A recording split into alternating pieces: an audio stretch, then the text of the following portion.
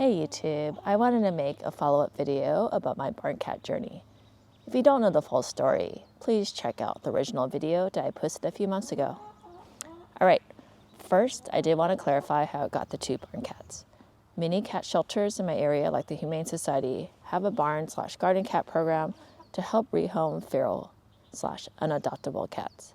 The organization I went through has a mission statement of reducing the number of cats that are killed in shelters by finding safe outdoor locations, such as barns, ranches, and backyards.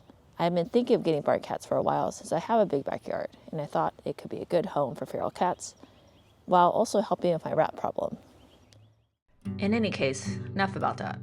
I'm sure you really all just want to know how everything is going 3 months later. So the top question in the comments was, what happened to Mocha? Sadly, I think Mocha is gone. I was leaving dry food out farther away from the house to see if she would come to eat it, but I never saw a sign of her in the cameras. I also made a flyer and put in the mailboxes of all my neighbors to ask if anyone had seen her, but didn't get any responses. I did call the TNR organization to let them know that Mocha never came back, as Mocha is microchipped with your contact info, so hopefully they will get notified at some point if she's found. So I've been wondering why this pairing just didn't work to keep them together. Most barn cat programs do require that you adopt two cats, as having a buddy will help keep feral cats anchored to their new home. So it turns out they meant to bring me a male Siamese who they had seen in the feral cat colony with Callie. But when they trapped the cats, they didn't realize they had caught a different female Siamese until I took her to the vet. They didn't tell me this until the cats were delivered, and I didn't think much about it, but maybe it made a difference. I think a male-female bonded pair could have been more likely to stay together. So how's Callie doing? At the end of the last video, I was worried about what would happen when the big rainstorms hit, and Callie did not come to eat for over 2 days, which really freaked me out. But when the rain stopped, there she was again.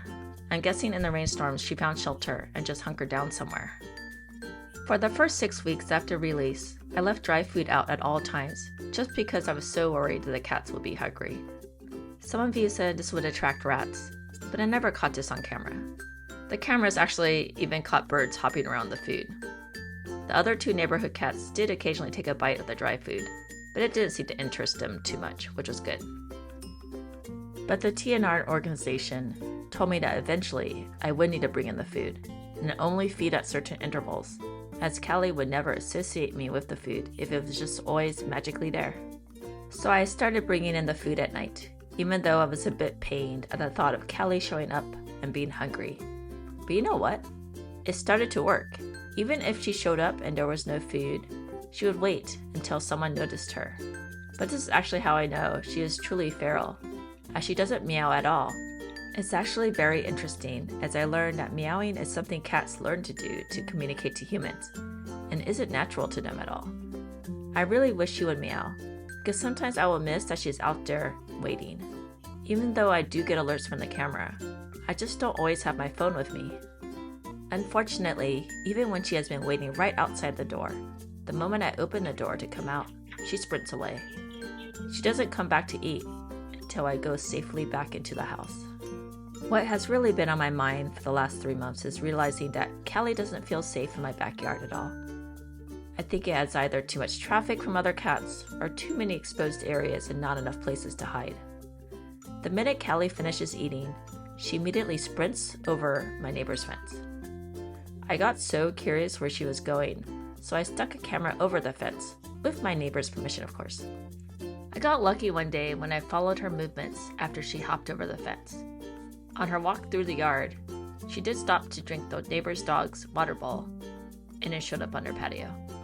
I was really surprised she was hanging out over there, because my neighbor does have a fluffy dog, and the moment the dog came out, Callie did disappear from sight, but then when the dog went back inside, she'd come up again to relax on the bench. But what made me the happiest to see was that Callie felt safe enough to actually curl up and go to sleep.